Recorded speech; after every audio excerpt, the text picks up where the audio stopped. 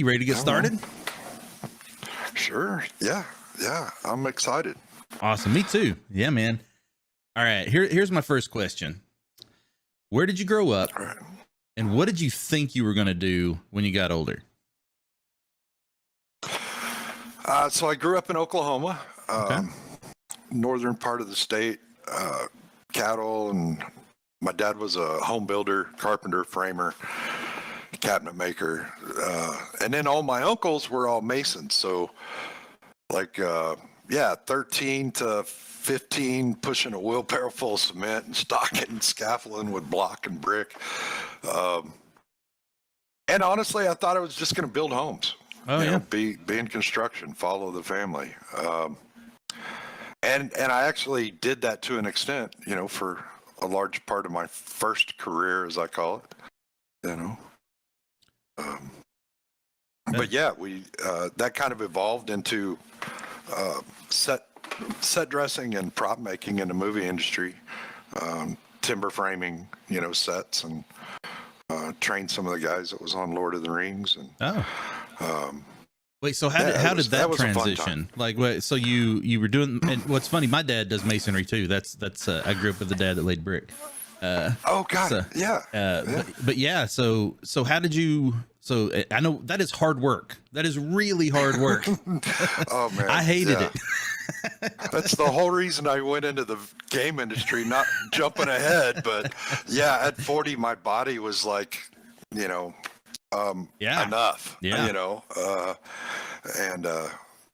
just my nephew actually said, dude, you should go into video games and programming. And, that was it. It didn't really resonate until I'd moved back to Florida, and Full Sail was right there. And yeah. Interesting. And yeah, that was the start of it. But really design was big from high school on. Okay. Drafting and build and designing homes. Like architecture. Yeah. And then Joe Mertz there in Orlando gave me a chance at being a technical director on Holoscream and our technical producer. And man, that was probably the funnest job I'd had, up to that point. Just getting back into using both the entertainment industry experience and the building and construction from when I was a kid. Huh. And I was doing that while I was going to Full Sail, and that was, pretty amazing. Great creative people. That kind of led me on that road to the game industry, and just going all out, man. Going get my master's and all 9 yards. Interesting. It was a crazy time. I want to ask a little bit more about that, because I'm curious, because you said you did the construction stuff, and that led into film for a bit. What happened there? Was that was before you came to Florida, right? That was elsewhere? Yeah. So the first time, or the first job I had, I just lucked into because I was a kitchen designer on a project in Rhode Island. Okay. And the Warner Brothers came through. I think it was Warner Brothers that was doing Mystic Pizza, came in and decided that they wanted to use the house that we were building as part of the movie set. Interesting. And so it was, an amazing house. And in the movie, this architect is remodeling this house. But because we were there for I think it was almost like 100 days or so on that set, that we got a union card, and that kind of opened the door, and I just kind of followed that train for a while. Led up to probably the biggest one I worked on was Twister. Oh, wow. In Oklahoma. And that was 9 months of Oklahoma weather, man. And Iowa too, but just it was pretty crazy. One of the funny stories is we were filming during harvest, and they literally had a guy full time out there with a checkbook just writing farmers checks, because they couldn't they couldn't harvest their field because we had taken a shot the day before, or earlier in the day. And so it was just kind of you know, uh, some of the intricacies of the film industry is just like, yeah, Man, you drive over somebody's yard and there's somebody there with a check to pay for it, it's crazy. that's really, yeah, because I mean, Yeah. you've got to have that continuity, right? So Yeah, yeah, that's wild. I never even really thought about that. Yeah. And then, after that, we got some calls from some people I knew in the industry that wanted homes built, and did a lot of timber frames in California and then in Colorado, and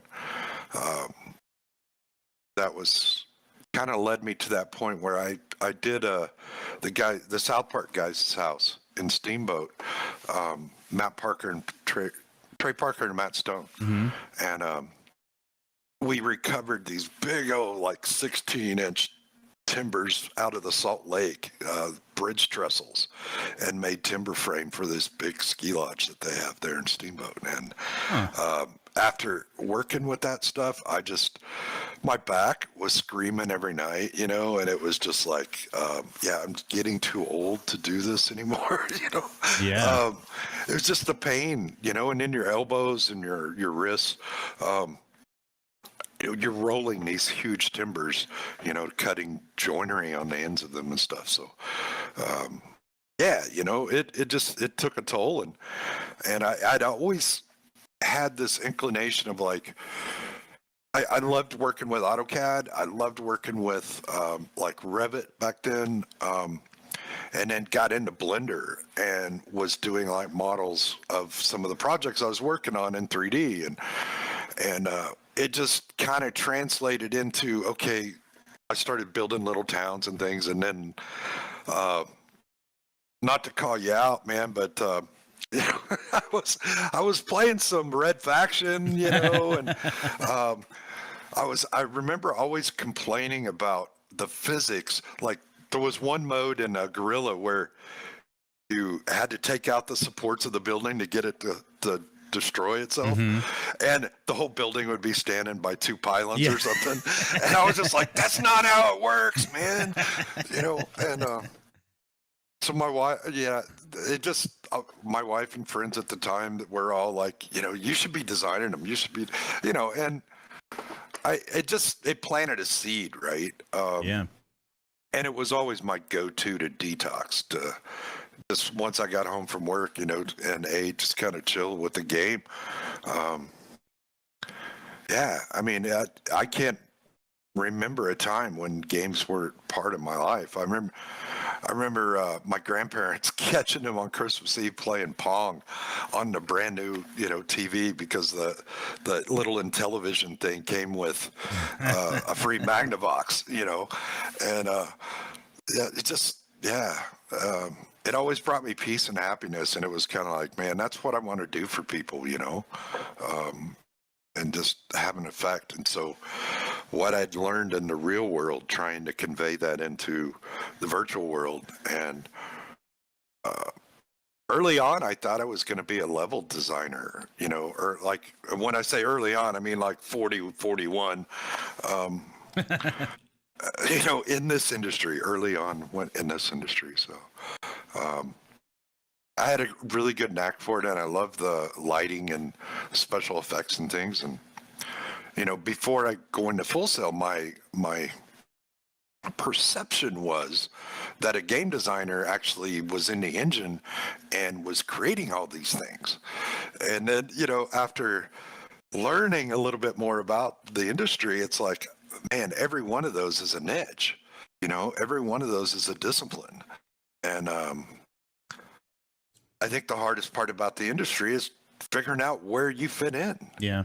And what makes you happy, Sorry for rambling. No, man, this is all good man. stuff. Yeah, it's interesting. Like the point you bring up is, designers can be lots of different things, right? And I'm the editor every day, right? Like I'm building stuff, I'm designing stuff, I'm prototyping and putting stuff in the game. But there are times where all I did was tell people, this is what needs to go into the game. There are times where I would focus on a very specific part of the game, and that was the only thing that I really worked on and focused on. So you're right. It Yeah. project to project, team to team, role to role. It can all be, you know, pretty different. Yeah. You know, Yeah. across the board. Absolutely. Yep. So then, as what brought you to Florida? Then, if you were thinking about a changing career, did you come here to go to Full Sail, or did you come here and then found Full Sail? Yeah, I actually was there and found Full Sail. I was over in Tampa, and just I lived in Angel Fire, New Mexico, or that's where my house was, and it's 10,000 feet. Snow, a lot of snow, man, a lot of snow. You can have it. But there was a ski resort there. There was a golf course there. It was a little resort town, and I loved it. And then the housing boom or the crash happened, and I kind of got moved back to Florida like right as that was hitting hard, and I lost a few properties that we were building projects for, and then the contracts were canceled. And I had a friend in Tampa, and she was like, "Come on down," and so I did. And actually, that's when I met Mertz, and just had a great time, working there at Busch Gardens, and that kind of led me into Full Sail, because we had re-rigged a few of the theaters there, and put new rags up and things, and they were talking about Full Sail in the show program over there. And then when I started digging in, it was just like, man, these alumni created the games that I like, and to get a chance to not only learn from a lot of those professionals. And dude, Chris Keeling was my game design director. Yeah. I didn't get to meet Arneson, but it's just that legacy. I think that kind of probably sold me on Full Sail, was when I saw the little displays that they have for Dave Arneson up on the second floor there. That just kind of hit home that, yeah, this is the place for me, man.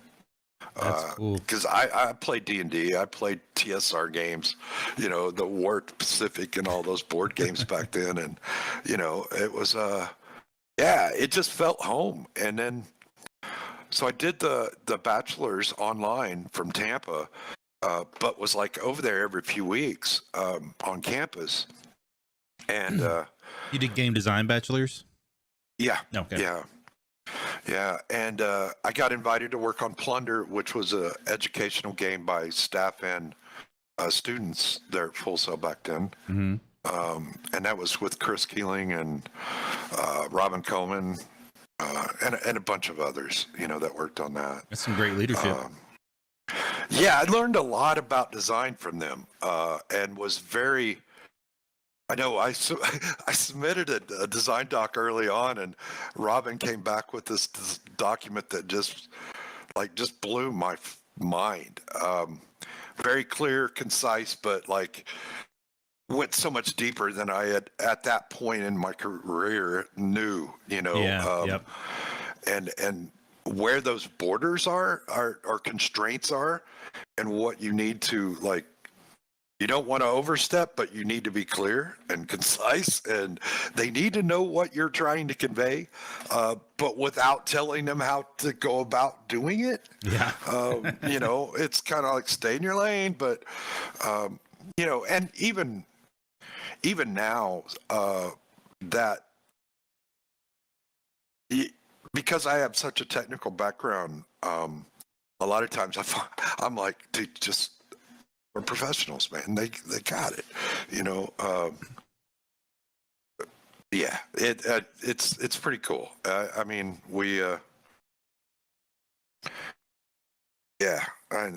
Sorry, Jameson. Man. I know. No, it's all good. That's good stuff. So as you were finishing up your bachelor's, what made you decide to go on to a master's at that point? Did you look into the industry first and try to figure out if something made sense, or did you immediately go into the Masters because you felt like that was the right path for you? It was twofold. One was I'd taken a month off, and then was like, do I really pursue like moving to San Francisco or moving to Champaign or Charlotte, you know? Yeah. And I just didn't want to take that leap yet because Kelly was my partner at the time. She was really involved with the job that she had in Tampa, and we weren't ready to move yet. And we also knew that we kind of wanted to move to the mountains instead of a bigger city. You know, Tampa just kind of burned us out.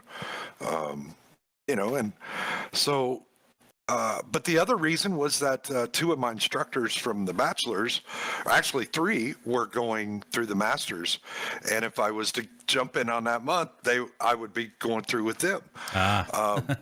And yeah, that was Ricardo and Justin Gallo and Fernando. Nice. De La Cruz. That's a fun group. Yeah. Oh yeah. And I'd already learned so much from them during the capstone that it made sense to try to go through with them, and just the relationships that you would build, and then the insight, because these are industry veterans, right? And getting to do team projects and things with them, it just, I can't just stress enough how much I learned from those guys. Especially, you know, honestly, Ricardo and Justin were probably some of the best mentors I've had, just emotional intelligence wise, just skill set wise, mindset wise. You know, really, really great guys. Yeah, I can definitely agree with that. I know them both well and feel the same way. They're very, very good dudes. So as you were going through this process, so at the time the Masters was production driven, right? Like it didn't have as many tracks as it does now, right? So tell us a little bit about like what that focus was like, and because you come in thinking game design, and it's called a game design Masters as well, but how did that work out for you? we had a game design class, you know, 1 month, and Robin taught that. So, you know, there was your game design base. But the Masters at that time was primarily, it was, you know, production focused. It was production methodologies. It was software development life cycles. It was, you know, production method, like Gantt charts and Excel sheets and, you know, scheduling and mitigating risk. And, you know, basically, I know 1 month, probably the hardest month we had was a project management. And it was like the PMP thrown into a 30-day life cycle, you know, and it was like you just, you created, I think we created a few complete project plans, but the major one at the end of the month, man, it was, you know, 100-hour weeks, and it was pretty brutal. But the great thing about it was that it did teach you. You know, I've been in pre-production where it's like, we're going to production on Monday. These, you know, this stuff's got to get done. We need to know, and I mean, I know a lot of the industry has moved away from crunch, but you know, back then Full Sail was about crunch. I mean, some of the courses were designed to kind of give you that stress and test you and see if you give up. To emulate that state of the industry, right? And which luckily, like you've mentioned, is getting much better. But you know, at the time they were trying to prepare you for it. So they were, no, it was, I'm not sure if it is now, but back then it was like, you know, real world education, and it was absolutely real world education. I mean, I'm getting a little bit ahead of myself, but I think it was the second job I got in industry came right out of Full Sail at Masters, and it was at Cubic Corporation, and they were just converting from hardware to software simulators. And we're going from CryEngine to Unreal 4, and this was before 4 had been released. And so worked with some amazing people there. Andre Balta is now the production manager at Epic. Working on the engine, and he was my software and engineering manager back then. But to be thrown into a $300 million project, Full Sail did prepare me. It was quite a paradigm shift, from what I was thought the industry was about. But I'd had 25 years of project management, going into this. So it wasn't like I was a fresh new student coming out of college, but in reality, I was in some respects. So, yeah, an amazing opportunity and met a lot of amazing people there. Nice. Did a pretty amazing team. And the project was, just, 3D modeling ships that down to the detail. It's because you had to be able to certify in this virtual environment. Interesting. Just completely amazing. So it's like a one-to-one representation of things. That's yeah. We don't do a lot of that in games, so no, like a true one-to-one. No. I think every other project I've ever worked on, there's constraints, right, to what you have to work within, but then you have the creativity to make it more interesting, or to add, barriers and things, for ducking behind and cover and stuff. And, yeah. But this was like, if there's a knob on the ship, it needs to be in the game, and it needs to function the way the knob functions in real life. And so, when you have that was the only game I've ever worked on that had psychologists and human behavior science and just instructional designers. And, those are things that are becoming more common. Amazing. Yeah, that's becoming more common across the industry now as well, which is a good thing. So right. And and then the data scientists behind that, because once you go live, all the data points that you can examine are just give you so much insight as to especially player experience and then retention. Resources. It needs a lot of resources. Definitely.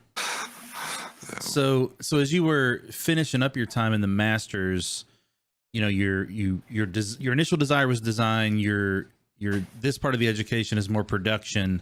What did you start looking for work-wise when you came out? Were you still design focused? Were you production focused? Like where were you at mentally at that state? Well, so backing up just a little bit to about midway in my bachelor's, I'd been playing a MMO RTS called God of Axion. Spent a lot of money in it. But I was real active in the forums, and so I was taking like those lessons that we were learning at Full Sail and like tearing their game down. Meaning not like criticizing, but like breaking it down, dissecting. Yeah. Right. And got an email from him and was like, "Hey, do you want to be our community manager?" I think they were paying me off actually to keep me quiet, but that led into game design. And then about the time I left the Masters, I'd done my capstone at Monster Media as a PM over there, and they did digital interactive games for outdoor advertising, so like Times Square games and things like that. I was a live ops producer at the same time for 7 Elements, the company I worked for, and those guys kept me on all the way through till, gosh, I think it was our first year here in Montana. So it's been, it was a 7 or 8 year ride. and we created two MMORTSs. Was producer and live ops producer on those, and I learned a lot about players and experience and expectations, and just looking at things through the player's eyes, because I got so much. I mean, yeah. It was, So let me make sure I understand. So this is for God of Axion. You posted in forums about it. They offered you a community manager job, and you said this was around the halfway point of your Full Sail Bachelor's. Yeah. And so then you were doing that throughout the rest of that time up in for the next 7 years. Yep. Wow. Yep. Okay. Yeah, and actually, even when I was at Cubic, I was able to keep that position. And mobile, yeah. I mean, at that point, we had all of our customer or our CSM type tools were all on our mobile, and so yeah, I had like a 6-minute response time, for the community, and that was a big thing back then, because you'd send something to some of the bigger studios, you'd send a complaint or a bug complaint or something, and it'd be days, and but this was a live thing, and the thing that we stressed the most is kind of like when there was an exploit or something, that could be 10 grand an hour. Oh yeah. Or more, and so but no, I learned a lot about it, and the guys, it was based in Israel, but they were graduates from UCLA, and they just taught me so much about like games as a service and live operations and running a game 24/7 and being able to handle the surges and what we needed to do on the server side sometimes, and just managing, like watching what to look for so that we could wake the programmers up or the engineers up if something went wrong on the servers. It was pretty cool. Yeah, That is cool. All right, so a couple of side things real quick. First of all, I just got asked in the chat. sorry man, I'm all over.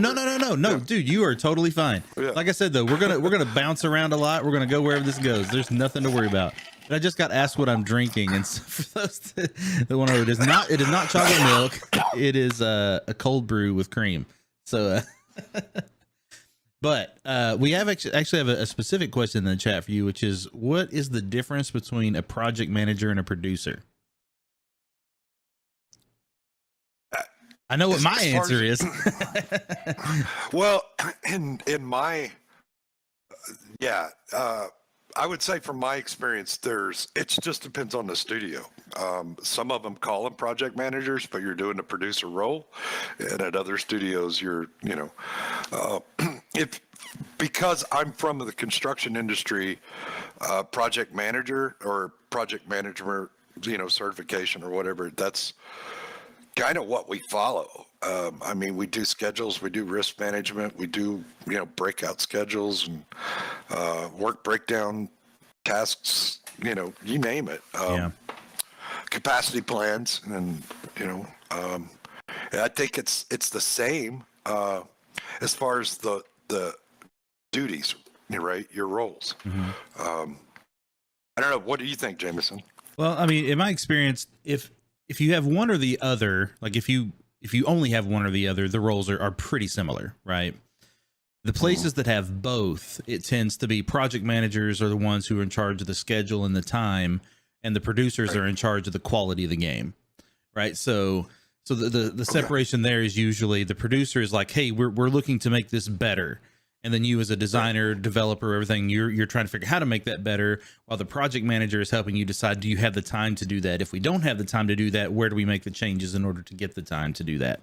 Those kind of things. So sometimes it's a mix. Sometimes one person does all of that, but that tends to be, if there is a separation, that tends to be where I see that one.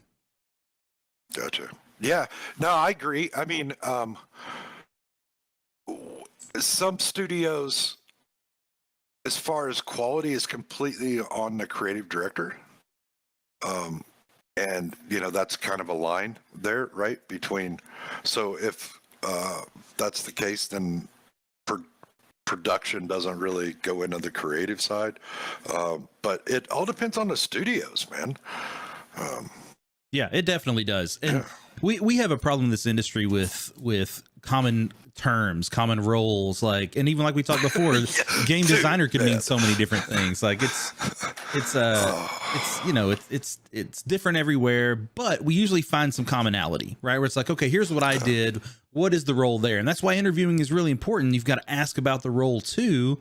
You know, you're interviewing them, you know, but like, hey, what does this role do? What are the job expectations, you know? Exactly. Yeah. I mean, it is, no, it's funny. The nomenclature for so many different industries can definitely mean a lot in different places. But I think whether you're a project manager or producer, schedule, you know, risk, capacity plans, and knowing the project, man, knowing what the vision is, so that you can convey that and stay on track, you know. Yeah, those are all big, difficult to solve questions, right? Because even the team composition, the project you're working on, the studio that you're at, those are different everywhere, right? Like it's you got to be you got to have the ability to be flexible and make sure that you and you know, from a leadership perspective, from any of these roles, you've got to understand who your people are, how they work best, how to structure things, you know, because like when one of the biggest fails I've seen is when someone's like, we're going to adopt this method and this is the method we're going to go with. And then half the team is like, I don't work well that way, you know? Yeah, exactly. And honestly, you have to be, depending on the disciplines, sometimes it's a different protocol or procedure for, you know, art than it is for programming. And, you know, it's, So we also just got asked for project management perspective from construction to games. Is it easier to go from one to the other, or are they similar, or how different is it? So I think construction's much easier for me because there's a set amount of materials and there's a set price for those materials. And usually a set time. If you understand the blueprints, then there's the project, right? Yeah. With video games, those blueprints aren't done. That's up to you to create. Or maybe sometimes you're given the blueprints and then you have to create. The hard part isn't really the project plan or the scheduling, but knowing the velocity and cadence of your team and the historical data, like if you're coming into a brand new team that you never worked with before, you know, how can you have confidence in the schedule? You know, I mean, it's a difficult situation to be in. But once you become, over time, right, you get to know your team better. You know, when they say it's going to take 3 days to, you know, get this new feature out, that, you know, in 3 days there's a new feature out, right?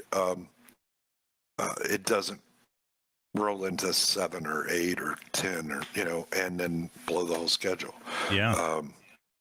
So just knowing your team, and I also think that video games are more personal, and your team is more, there's a lot of relationships there, where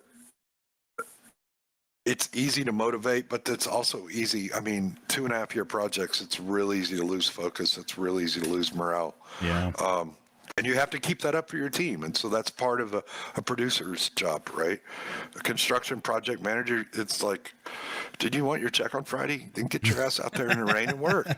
I mean, you know, it's like, yeah, I mean, I'm not saying that you couldn't do that in a game industry, but, you know, you might not have a team left. Well, I mean, that would be tough, right? You know, that's the interesting thing is so much, every one of us that work in games have at least a creative bone, you know, right? Where we care a lot about what we have, and we each have an individual vision of what that game is going to be.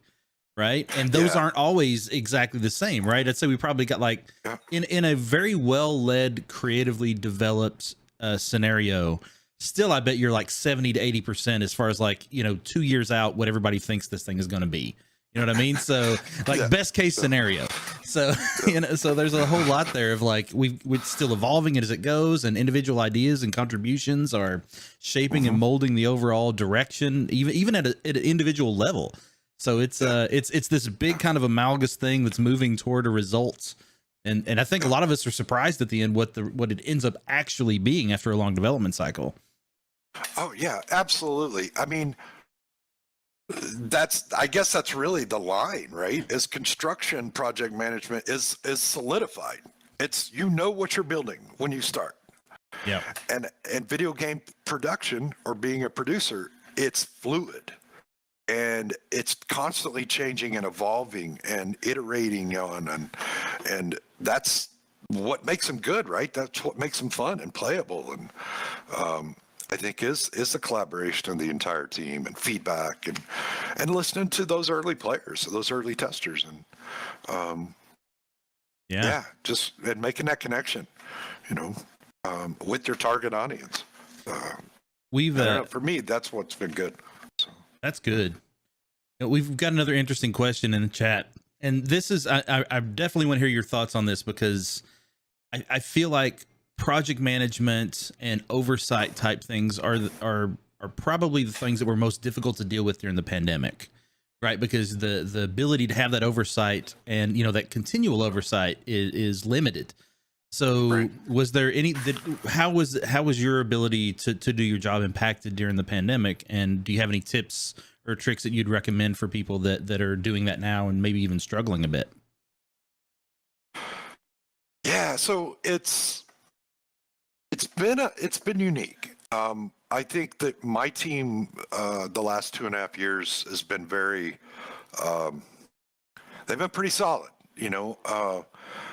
We all worked remote prior to the pandemic, so we had cadence and velocity in place, and we kind of knew,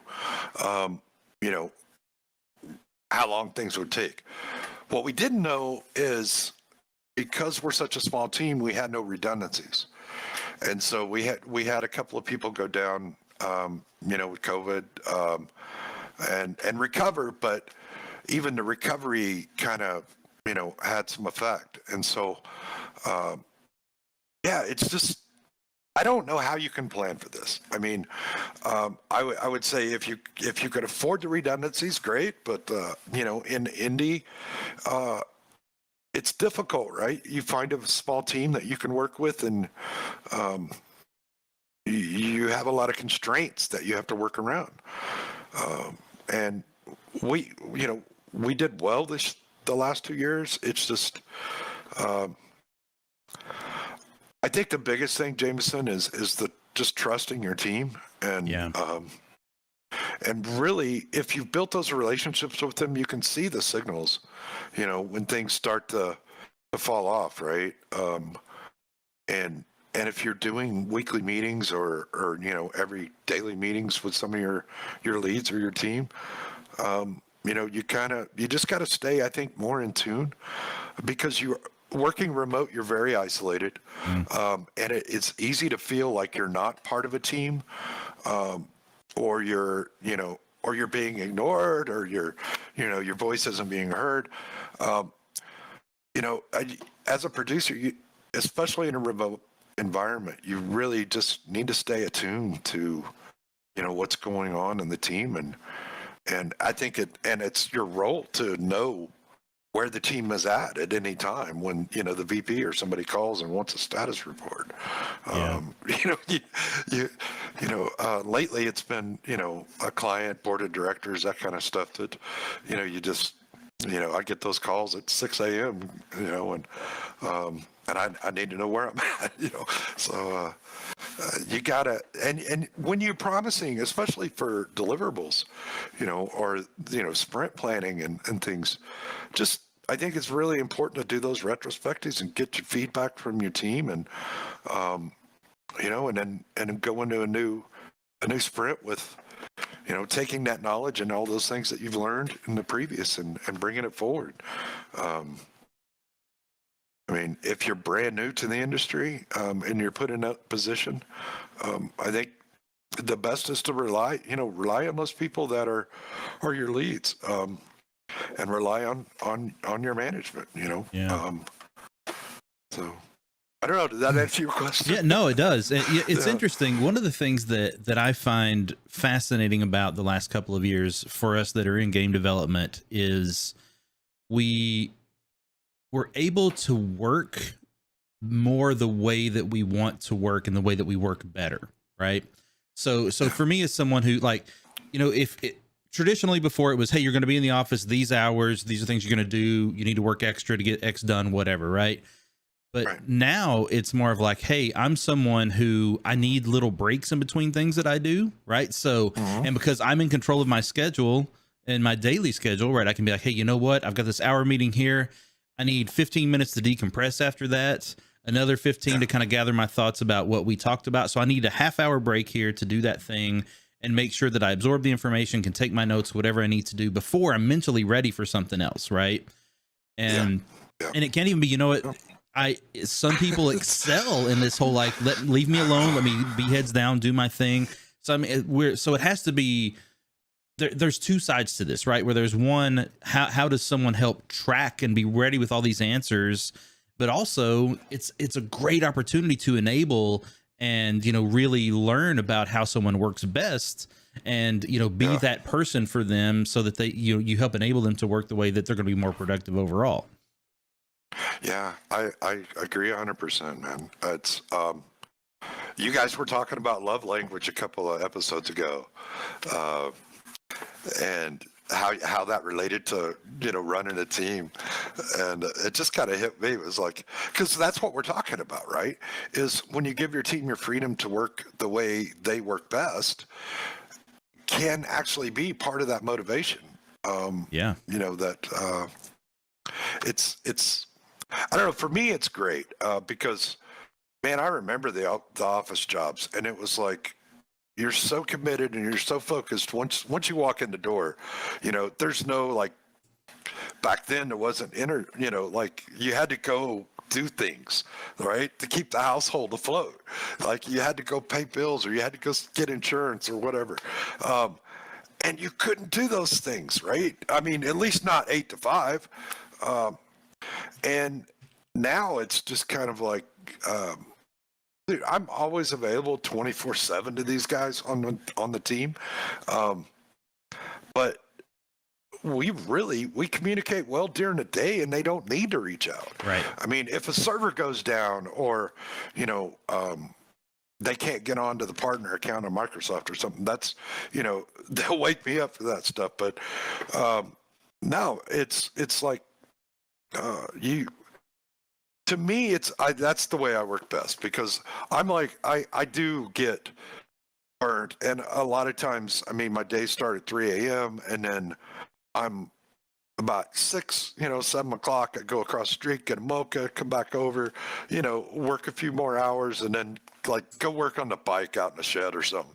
Yeah. It's just like get away for a few hours and then come back in. And honestly, with the phones and laptops and watches and everything we've got now, it's like you don't have to be tied to an office to do the job or to stay up to date. Yeah. So yeah, I mean, the software today is getting so, like, yeah. I mean, I can remember doing Gantt charts like with freaking Excel, right. And then. And now it's like you got Handsoft and Jira and, how many others that we're using, Slack and Trello and all these other things, Discord. And I mean, you're in constant contact. And I think that's just the biggest caution about remote, is I do think that I've had more experience, I think, with team members being depressed and isolated, and you just got to watch for that. Yeah, definitely. Because when you're in a team environment and they're stopping by your desk, or you're getting called to meetings because you just happen to be in there, it can be more distracting.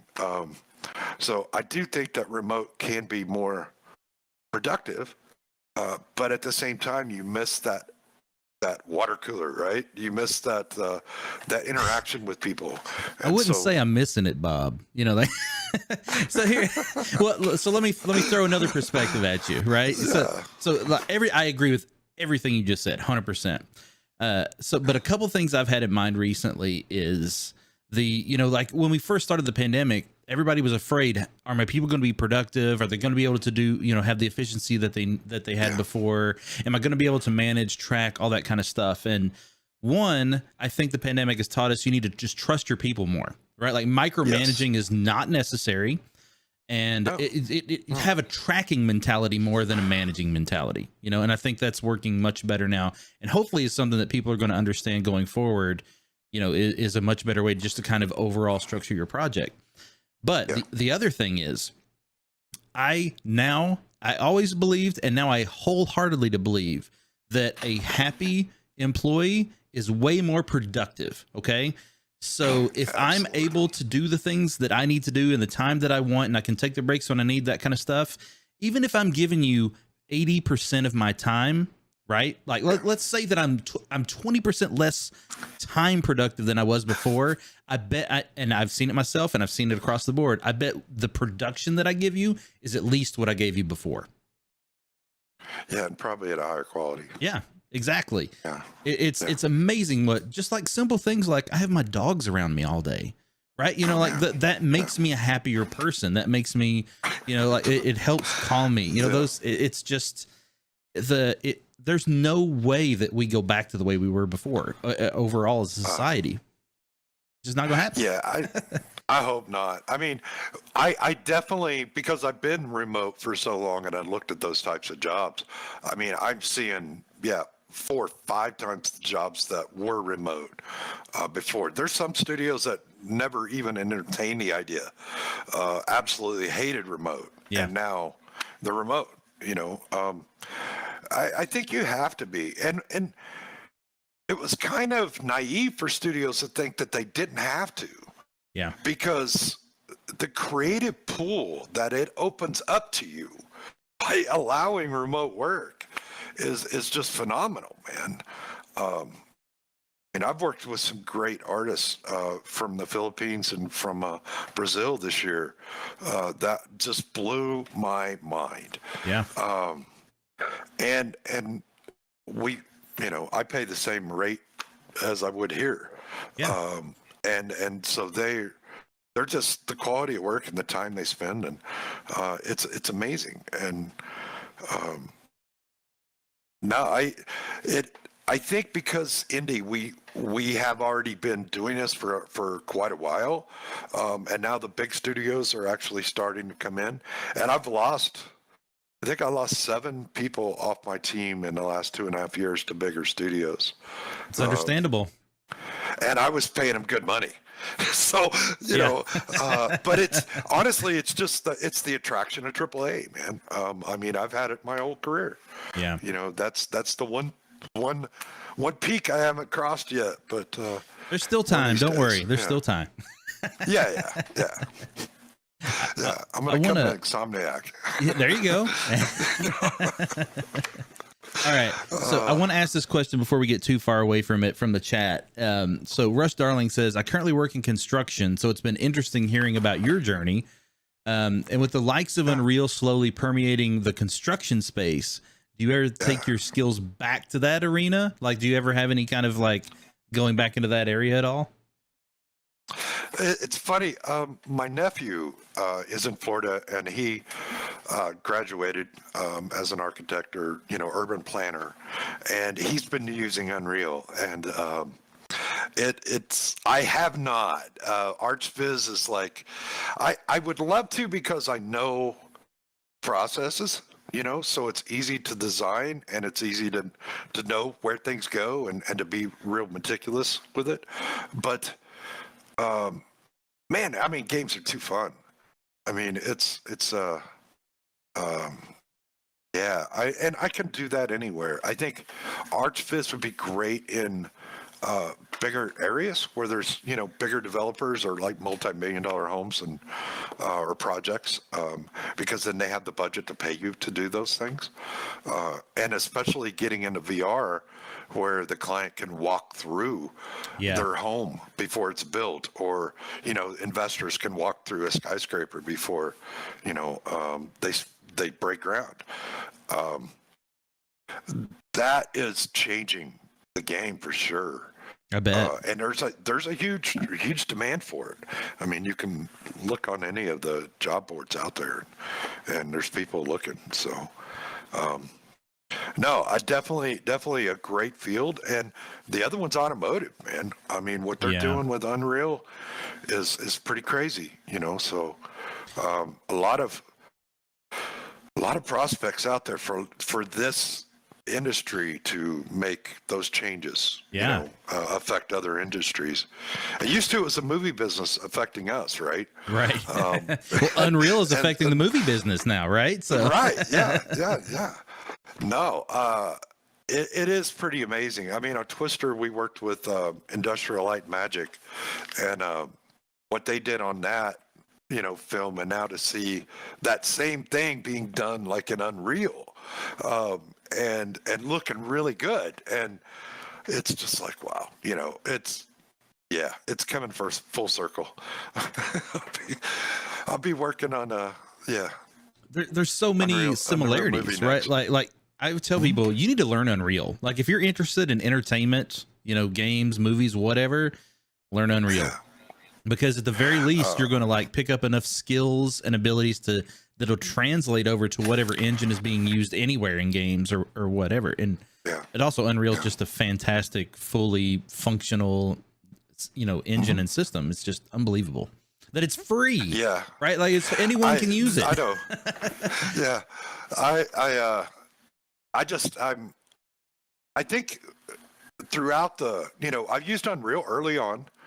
And then two of the projects we did were Unity, and one was JavaScript, Unity or full stack. And then this past 2.5 years, we've been back in Unity after, Fractured Veil's Unreal.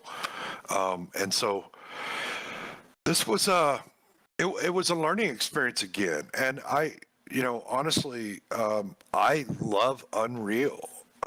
I think that what they're doing with Unreal 5 is it's paradigm shifting. I mean, it's like there is literally the only limitation is your imagination.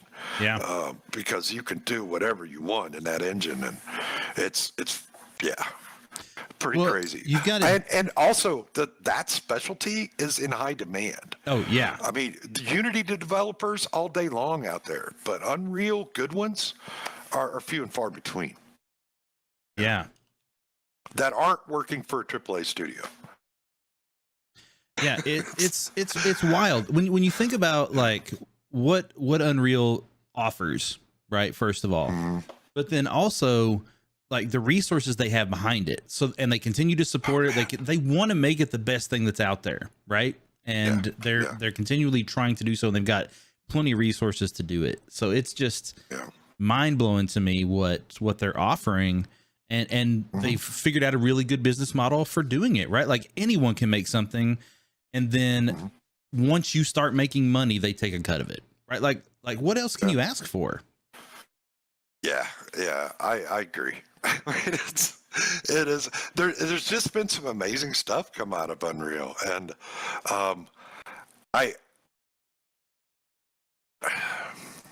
from an indie side, I mean, it's both game engines are good for us. I mean, Unreal doesn't take it up front, but Unity doesn't take a cut of your profits. They just charge you a monthly fee, right? Or per seat, I guess is what I should say. And so we are kind of, you're in a tricky spot, I guess, for us, because at the time this project kicked off, I knew the Unity guys that I wanted to use. And the Unreal guys that I would have used were still tied up on Fractured Veil, or Chris Wood had started his own company, Tanglewood Studios, and so those guys weren't available. So, and the subscription model worked out better for my client than the percentage of profit. And so, yeah, there are business decisions that get made for the game engine, not about the quality or the capabilities. And sometimes that's wrong, but sometimes that's the hand you're dealt, Yeah, of course. So, yeah. But it's, yeah. Joys of indie. All right. I want to take a little bit of a detour here because I've got some specific questions I want to ask you that I ask all of my guests. I call this the dev round. You ready for this? Okay. Yes, sir. All right. First question. What is your favorite game of all time and why? Age of Empires. The original? I mean, yeah. All right. Yeah, I mean, well, the whole series. I mean, because I played them, and yeah, it's hard to narrow it down. I mean, because I played some great games through the years. I mean, one of my favorites was Marble Madness. Yeah. I know the guy who programmed that. I worked with him at EA. See, it's wild. Yeah. It's kind of crazy. And it just kind of depends on my mood. I mean, dude, John Romero is like a god, in my book, and it's because of Quake and just all the early stuff that he did. It's almost like that song that brings back memories, right? I can see a screenshot of Quake, and I'm like, I know right where I was when I first saw that, Right. It just, but no, I mean, and there's so many. I mean, there's just so many. But I found myself recently going back and playing the online, and I think it's 4, Age of Empire 4, and I was pleasantly surprised, Held but that up pretty took well. me into a lot of, yeah, it did. But that took me into a lot of different games, right? And there's some great tower defenses out there right now. There's great endless runners out there right now. Yeah, I mean, and always first-person shooters. I mean, Infinite is a pretty good game right now. All right. I want to ask you a real question. Yeah. All right, since Sorry, you said that, so you and I are both getting up in age, right? Mm-hmm. Me more than you. Not just a little, but do you still feel the same way about FPSs? They are draining for me now. I can only do an FPS for a short amount of time. I'm curious. Yeah. Is it the same way for you? Yeah. I can jump on, and honestly, that's why I like Fortnite, because I can jump on, play a match, and head off, or jump on World of Tanks and then head off. I used to play dude, Fear was probably one of the games that affected me the most early on. Yeah.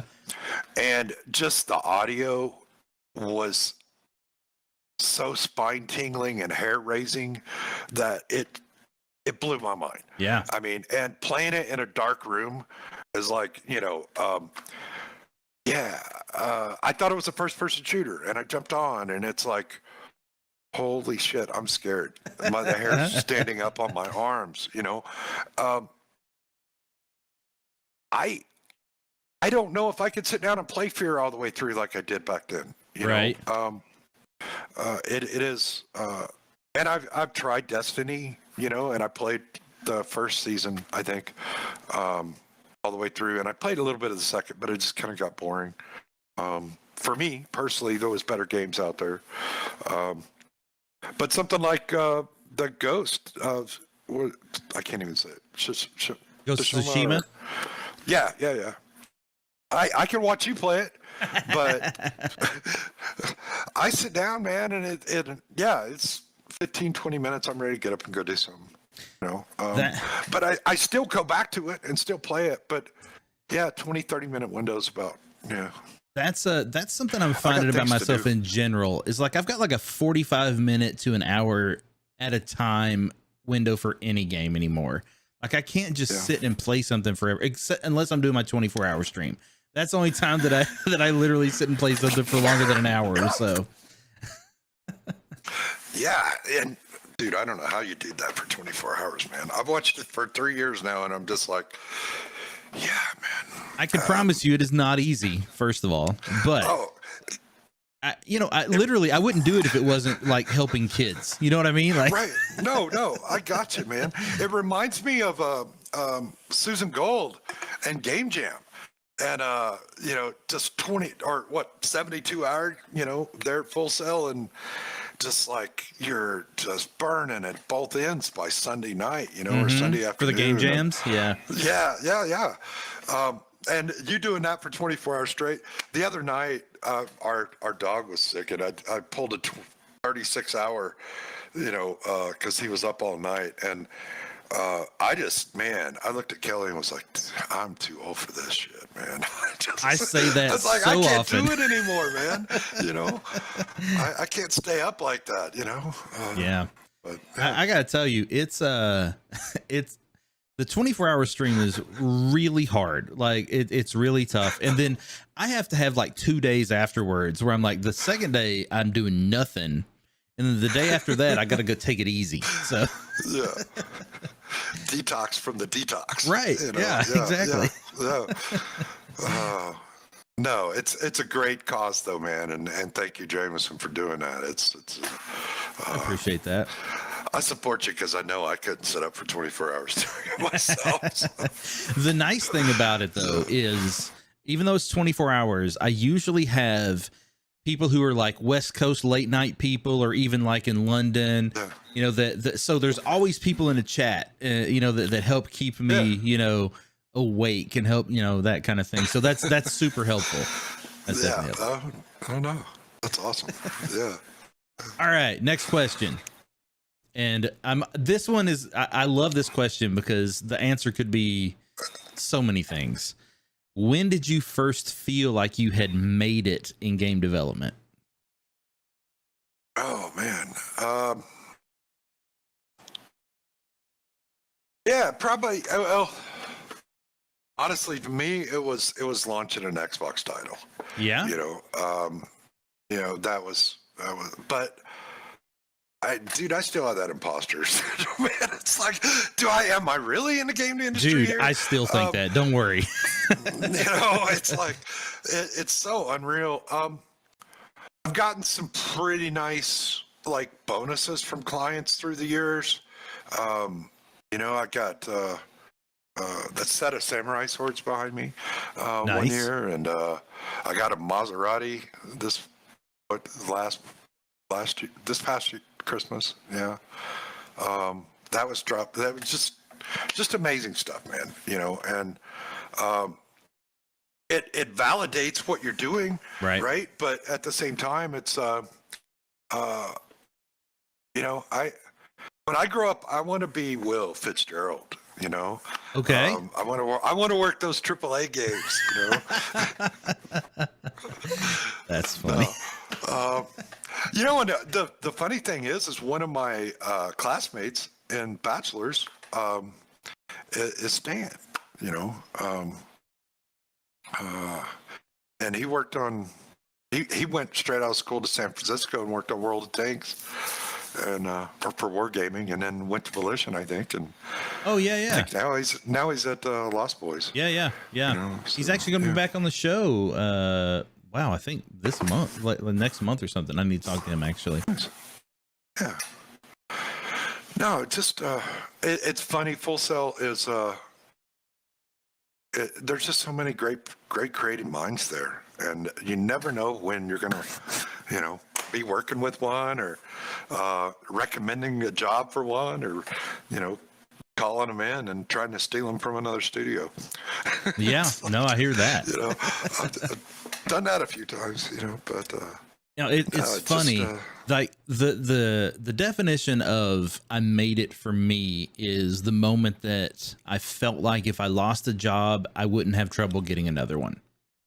And like that's at least my definition, right? And that's for me what happened when Oddworld shut down. And then for once, people were coming to me asking if I was interested instead of me being like, "Hey, does anyone want me?" Right? Like for me, that was like that mental shift of like, okay, I can make a career out of this. You know, like this is probably what I'm going to continue to do. But it's such a personal thing, right? Like it's that's why I love the question, because it's such a personal thing that you think about. Well, I think it is, and it goes back to what you value as accolades, or what you, for me, you were that guy that you looked up to, or you reached out to if you had questions and things. I mean, because you were already inducted. I think the first year I was there, you were inducted into the Hall of Fame. 2011, yeah, and that was. To me, it was just it's like, okay, is that the goal, or is it just, like the movie industry, you're only as good as the last game you created or the last movie you were a part of, and that's what people looked at. And in indie, it's different. Our success is gained on whatever the client decides your success is going to be. Sure. Sometimes it's not about sales figures. Sometimes it's just about completing a project that looks like their vision, Yeah. Other times it's about, units sold, or, concurrent users online. It's, or my name is on that cool thing. Like, yeah. Well, and that is it too. It's kind of like, I felt like I had entered a different era for me in the studio, when, Fractured Veil actually finally went live, and that's a story in itself with, Shock coming in, after I left at Fractured Veil, or right as I was leaving. We brought Grant in, and they've done an amazing job. And the creative people on that project is mind blowing. yeah. There's some very talented minds there that just, like when it comes to Ubuntu, or is that the way you say it? Ubuntu. I can't even freaking pronounce it. You know what I'm saying? The programming language. Is it Ubuntu? Ubuntu? Yeah. You know what? I actually am not sure, but I know what you're talking about. Well, yeah, it's a programming thing. Right. But guys that, had worked on the Unity engine at one point, or like Google's Cloud, or at, like just open source stuff that would blow your mind out there, that they put out there for free, whether their own projects or through Google, and it was, I learned a lot, and I think that's what you have to do in this industry, is just consistently grow, you know, and be a sib, man, for everybody around you, because they're the creative, like, just everybody has a different way of, like, logic, right? That they look at things, or a creative way that they look at things. And if you can just be empathetic to the way that they view it, and it'll help you grow, right? And especially if it's different than your perception or the way that you look at things. So, man, I love that. Like, it's been one of my favorite things about joining a new company, because every time I get to know a new designer, a new developer, and hearing the things they're excited about or the things that they think are important, it burns these little fires inside of me, right? Where I'm like, oh, one, I hadn't thought about that, or, oh, I haven't focused on that in a while, or, oh, that's right, that really is important. Like those things, those little moments of hype are really important. And I think it's really great for kind of getting people motivated to do the best things for the game. Yeah, exactly. Yep. I love that. All right, next question. What advice would you give to someone who's looking for their first job in the industry today? And are you hiring? Not currently. definitely not hiring currently, but I would say that any kind of event that you can get to, or even like virtual, meetings, meetups, make genuine connections. If you are at like GDC this week, if you're there, don't just hand out cards, man. Talk to people, get to know them, and make a genuine connection, because those are what will get you that at least the door open in the industry. Or if you've got a favorite game, look at their openings. If they've got something, get active in their communities, and do your research, and sell them. I mean, if you want to be in the game industry, I can't. Dustin Klingman told me one time, if you want to be in the game industry, why are you making games today? Yeah. And that's always resonated with me, because it's kind of like people say, I want to be a level designer. And it's like, let me see your portfolio. And they're like, well, I haven't got one yet. Yeah. Or it's like student projects, right? And I'm just kind of like, okay, how long have you been applying? Yeah. It's like, how much time are you spending in a day looking for work? And let's cut that in half and spend half that time actually creating levels. Yes. That you can put on your site. Yes. Right? Because if your specialty is particle effects, then on your portfolio or your website, you should have particle effects that you've been doing recently. Yep. I mean, that's all I can say, man. Is like, nobody's going to give you an opportunity because you have a degree. Oh, They're going to give you the opportunity because they see something in your work. Yeah. They see something in the conversation with you. Or the programmer that you met at the bar last Friday actually put in a word for you, and he saw something in you in that conversation. So just be genuine. And if you really want an industry, start now, man. Yeah. You don't have to be paid to create games. Man. I love that. I don't know. No, I love that. You are spitting straight facts. And the thing that I love most about that is if I'm talking to someone and they're not currently employed in the industry, whether that means they're not currently they've lost a job or they're looking for their first, my first question is, what are you working on? Right? Because I want to know that you're developing your skills. I want to know that you're passionate about something. I want to know that you're trying to position yourself in a way to get into the industry. And if you don't have if your answer is, oh, I haven't really had time, or, oh, whatever the excuse is, that tells me that you're probably not being passionate enough, right? Like, you need to devote more energy to doing this. And it's not doing this to get job. It's doing this because this is what I love. Because this is what I want to be a part of, right? There's a big difference there. Exactly. You are so right, man. Yeah, you've got to differentiate yourself from others, and whether that's in a very narrow skill set or whether that's in the quality of the work that you're producing, you need to do it and show people, right? I mean, you could build the greatest game in the world, but if nobody knows about it, you don't get the sales. Yeah. And you could be the greatest artist in the world and convince everybody around you, but if you don't have something to show, it's kind of hard to judge. I mean, you got to remember, these people are putting their jobs on a line a lot of times by hiring you, and especially in indie, because a lot of times they're only hiring one for that discipline.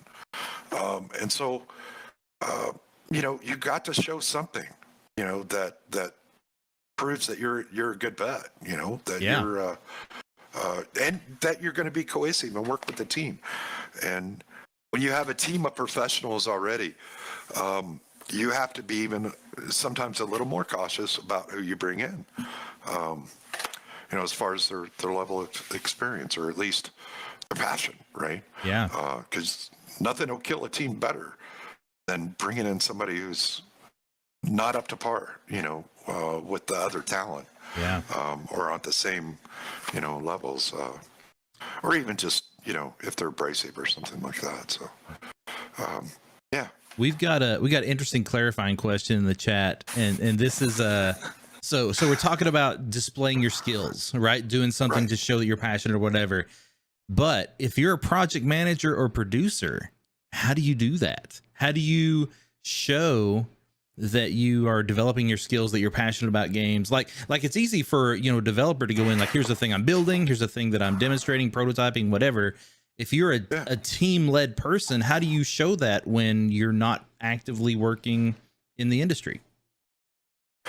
So one of the best resume CVs that I've seen, portfolios recently, was actually he had he was applying for a senior producer role, and there is like just blogs and just like articles, just thoughts, like, on Gantt charts versus, hands-off, or,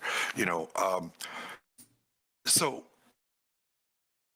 you can do a portfolio of a sample project, or it's probably very rare that you could actually post something that you had worked on in the industry, because that's, that's NDA and stuff. Yeah. But you can do examples, right? Or just talk about different topics, kind of blurbs, on your site, to kind of the way you feel about certain things. It is a little bit more difficult, and I think a lot more companies, at least for the more senior roles, are requiring PMPs, or some kind of certifications. But honestly, if you've just pay your dues and can talk to it,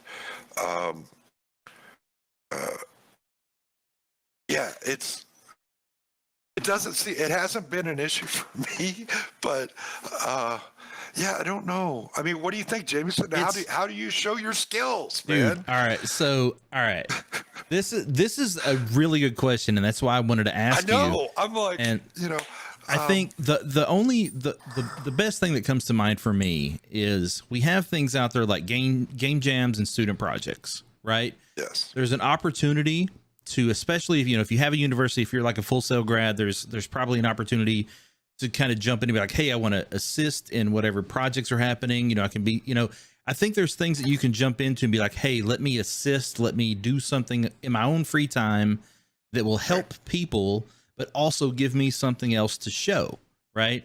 And even if you can't do that, maybe you think up a fake project, right? Like you think of something that you maybe an idea you've had in mind for a game or project or whatever, and break that down using the tools that you have, the things that you've learned, and like you said, I think a blog is super important, or something that shows your thought process. And I talk to designers about this all the time, is what I can't see in an interview is how you think through things. I can't see on your portfolio necessarily what your thought process, problem solve, those things were. So I think those kind of things can be, a really big deal. Get in every game jam you can. Every one of them, right? If you're looking for work, be in every game jam you can, because that's useful experience and portfolio pieces. And networking. That too. Absolutely. Absolutely. Yeah. The other thing I would say is, things like a Scrum certification, or, or the PMP, or some of those types of things, right? Like being Unity project certified, or whatever, any of those types of certifications are things that you can add to your resume, helps and narrows down, creates, so the people that apply for producer role that's got Scrum certification is, I don't know, maybe 10% of all the resumes they get, or 5%. So you're already adding a little bit to get you further along in the process for those companies that are looking for that. But yeah, man, thought process, laying that out there, even taking a game like what, your favorite game, and just busting it down with like, what's the work breakdown schedule going to look like on this game? You may not know how long it takes, but you can block in numbers, and based on your experience, right? But just seeing the fact that like how to do capacity plans. You know how to schedule. You know dependencies and what to look for. Yes. And you know the process, right, of what comes first and then how to proceed, right? Yeah, I mean, dependencies are a big thing. And identifying those roadblocks early and trying to make sure that you give plenty of time so that, one task is done that, another task might be relying on in that next sprint. But just planning ahead, giving some buffer, and trying to mitigate any risk. I mean, if you show that stuff and talk about it, I mean, that's what, as a producer, you've got to let them be able to see inside that thought process. Yeah. Yeah. I think with game development, the thing with any project, but specifically game development, the thing to understand is a project manager needs to know how to make a plan, right? Show me that you understand all the pieces of the plan, right? That's the first step. But then understand that plan is going to change, right? And so what's going to cause it to change? And because there are common things that happen in this industry, right? Like there's build breakages, there's change in design, there's a feature that we've cut, there's this feature took longer to develop than we thought it would, right? There's all these things that are absolute, like no plan is ever going to be the same at the end, right? And so one of the things that Full Sail had done back in the day, I think they might still, but I think is a fantastic idea, is a Wheel of Doom, right? Where you have all these gotchas. So I think something that would be cool for someone to demonstrate this is like make your plan and then spin the Wheel of Doom and see what horrible thing comes up. Like you lose half your team to other companies, or, you have a build break for a week, like whatever it is. And then talk about how you adjust, right? Because we all know that work in this industry, one change affects everyone, right? Yeah. So what does that mean for these people? What does it mean for work that's been done that now is thrown away? Those kind of things are really important to talk about. Exactly. And if you've ever seen a full blown out Gantt chart, man, I mean, that's where it comes in handy because you hit this point where it's like, okay, build breaks. What are all the dependencies down the road that's going to have to change, and you're going to have to push that whole section of the schedule forward. And what does that do to your deadlines, or deliverable dates? I mean, we're supposed to launch by Christmas, it's like, demonstrating that is huge. Yeah. And the only way you do that is by making a plan, and then talking through what those changes were and how you adjust for them, right? And you could even set it up to where you're like, hey, this is my plan, let me have somebody throw something at me, because that kind of stuff, you never know. That's the big problem, and that's why we're all problem solvers as developers. You never know what that problem is going to be and how you need to adjust for it. Exactly right. Yep. All right, daily last question in this series. You ready for this? Sure. If you were born in 1870, what kind of job or career do you think you would have had? I'd have been probably a timber framer. Yeah? Yeah. Log homes, timber homes. Yeah. I mean, because at that point, I mean, my dad's family had 13 brothers and sisters. Ooh. And that's because we had a ranch farm, so I'm sure that's probably what it would have been. I mean, either I'd have been working on the ranch or cutting timber and milling and building homes. But yeah, what a life that would be. It'd be great. So I don't know. No, I love it. Like outback Alaska here, I still don't know. I think I would be involved in architecture or building of some kind, just because I love like the construction and the building of things. Like level design is like what really got me into this, right? Like crafting experience and something that someone can jump into and see. But man, like thinking about like electricity not even being like really a thing at that moment, like that's wild to think about what possibly I could have done. It's very thought provoking, and I love that question. Yeah, I look back, man, and it's kind of like cutting your grass with one of the scythes, I just, man, it's hard to imagine, because it definitely would have been a different life, you know. I would have probably been a lot more physical shape than I am today, you know. Yet the And I life sure would be expectancy was tied to a shorter, TV right? or monitor, you know. Yeah. That's funny.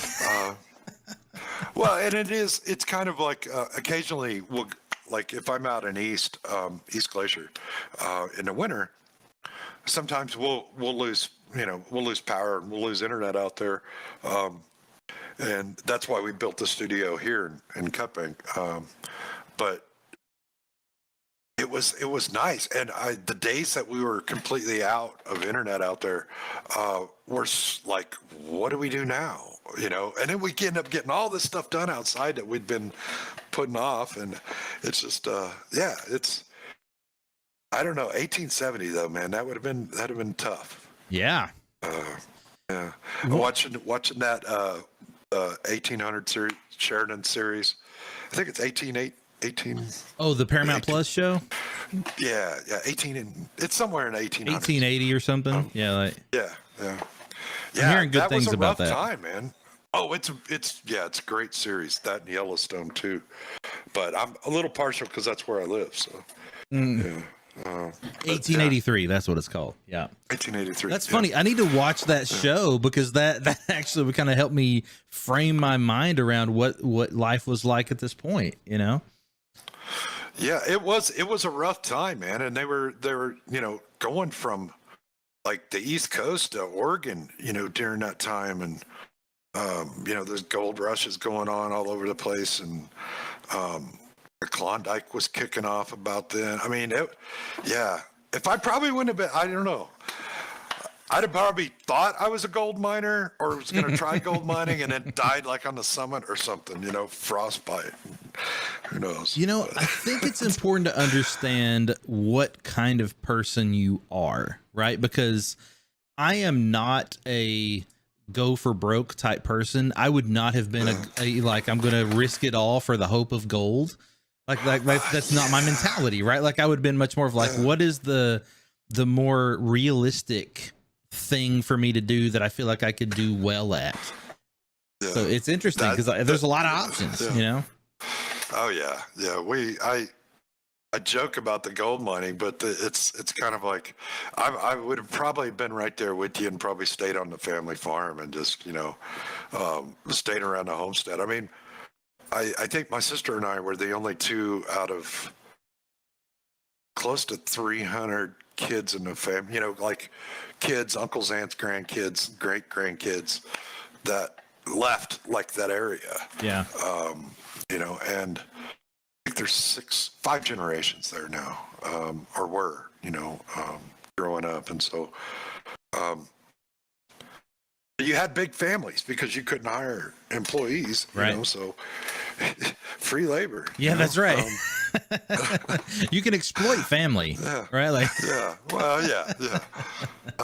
Every day after school, man, you know, you know, that's the thing though, is there is this work ethic that comes with that though.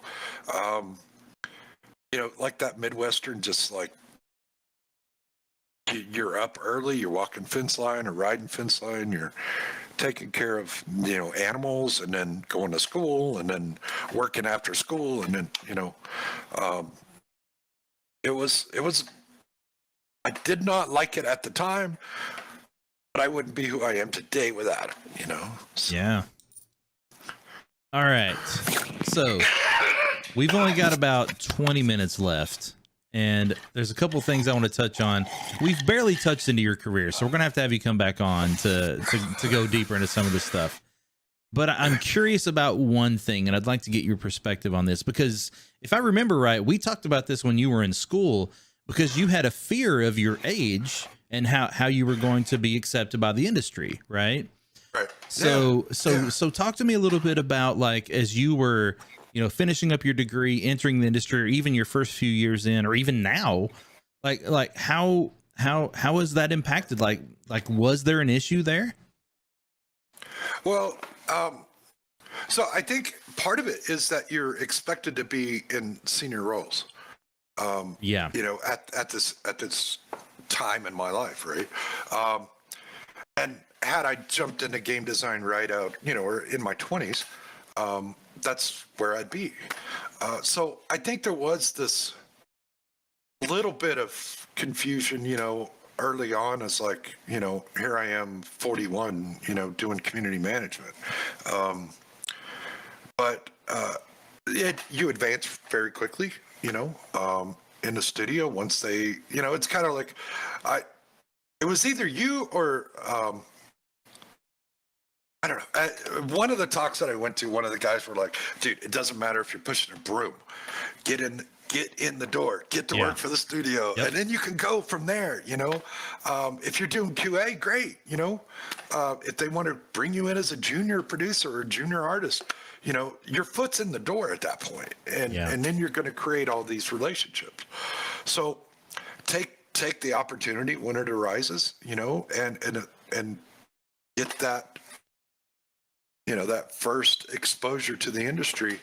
For me, though, I think the first couple of jobs were easy, but trying to break into, I think it's had more of an effect from the larger studios, because, I actually had a guy tell me one time that I was way overqualified for the position I was applying for, and they wouldn't even consider me. Yeah.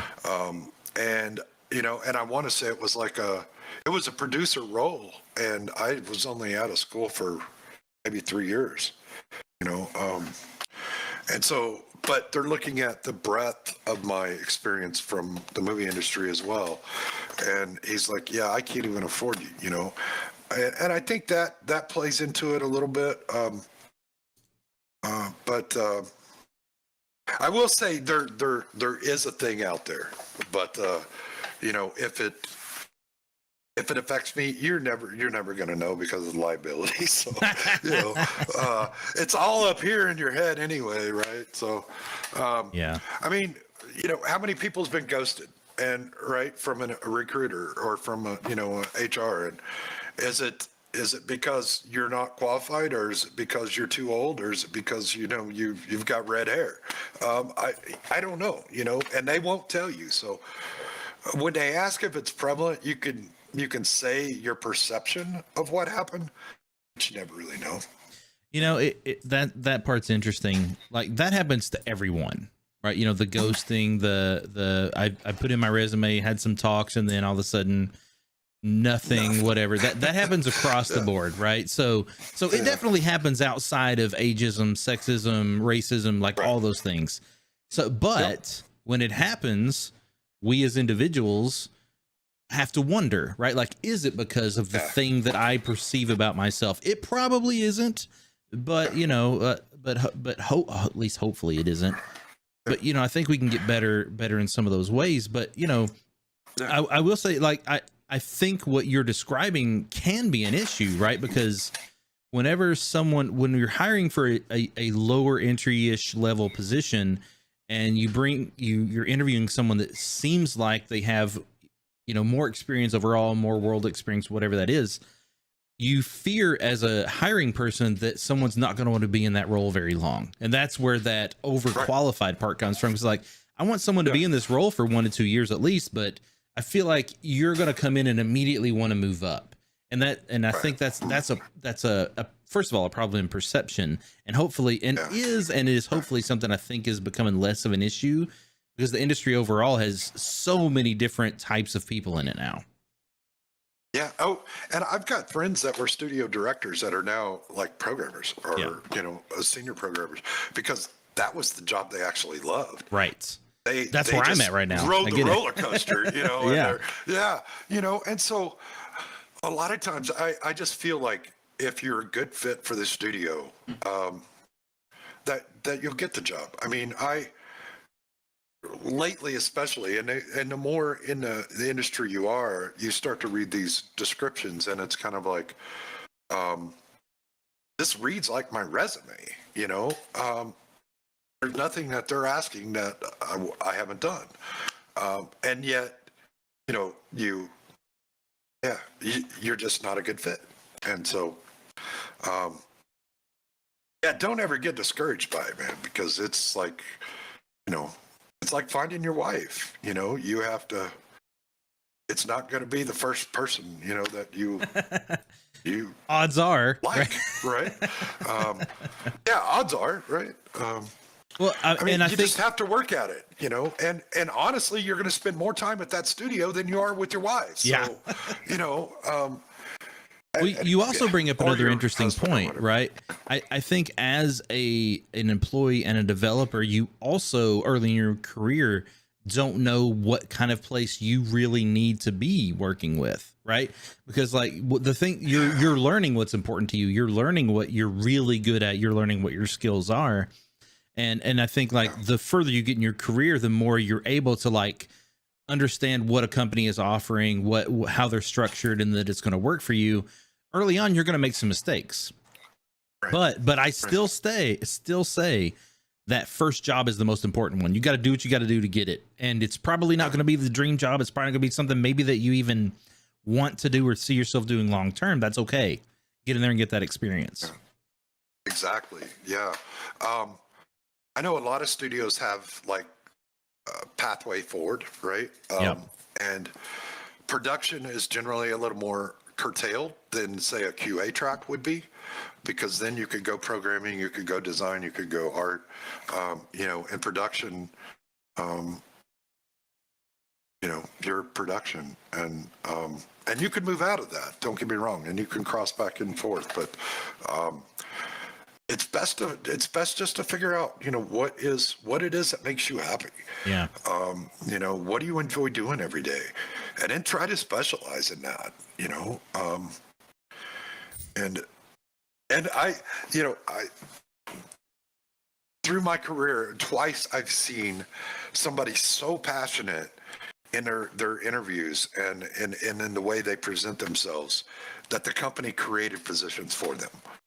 Right. And so it's just like, don't ever sell yourself short, but have that passion and make sure this is what you want. Yeah. Because I mean, I don't know, to me, man, I guess I'm kind of a workaholic, because I did definitely, that old adage, I threw more time at it in the beginning than I actually did like thought. Same. Yeah. You know what I mean? I was like, oh, if I'm working 16 hours, man, I'm, the best on the team. No, man, you're not, Well, it's setting a bad precedent, right? Like, and that becomes an expectation. Right. Yeah. And I just coming from an industry where, when you're out on location and you're working 7 days a week, 16-hour days, you're getting great pay and overtime out, doubled and tripled and quadrupled. And, that was what was driving me at that time. And to come into the industry, and it's kind of like, none of us want to crunch, but we all want to have we want to have our holiday, right? We want to go on Christmas vacation. So we're going to launch the game on December 1st. But then, a year out, all the things that add up through there, and you keep postponing that end date, or you don't, and you start cutting features and stuff. So it's always a balance. And you're, I mean, managing crunch. Did you see The Witcher 4? Yeah. No crunch on this project. And hopefully that's a great aspiration. Folks, I hope it is. Yeah. And we can all aspire to that. But the reality of it is when there's, a couple million on a deadline to deliver on this date, or you lose or you're fined or whatever, their contract is, you ship. And I mean, I think that's where I'm kind of like, I love production role, but when you start getting into the finances and the contracts and the taxes and all the liabilities and insurances and things that you have to carry, those are the things that you don't necessarily enjoy, because that's not what brought you to this industry. Yeah. So for those that you want your own studio, just know, no, that's yeah. there's a lot of downtime, away from game making, when you're running the place. So, Yeah, that's I think I may have mentioned this before, but I always suspected that about myself, that I did not want to have my own studio. And then the moment that I became a general partner in one, it was very clear to me shortly after that I was right, and that I do not want to do that. Like I don't want to think about the business side of things, right? I want to be involved in it, but I don't want to be responsible for it. I agree, man. Well, it has been fun, and through the last, especially through the pandemic, it was really good to feel like, okay, here's 14, maybe 18 of our team members that I know are getting paid really well and are doing really good. I mean, health aside, they're secure, right? And that makes you lose sleep at night, and that also makes you jump for joy, right? When new contracts are signed and things, because you know that you can take care of them. You don't have to stress for a while. It's the responsibility. It's the human side of this that really gets to me. I mean, there's nothing scarier than having payroll and not having it enough. It's just like, yeah, you figure it out. Everything goes well, but there's time periods of stress involved. Yeah. Or you're doing your taxes. Oh man, I still need to do my taxes. Yeah, it's getting there.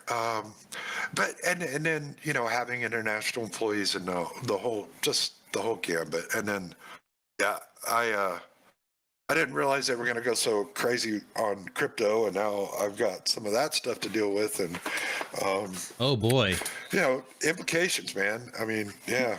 I didn't even know that, so that's something we'll definitely have to touch on next time. I didn't even know that you were dabbling in that at all.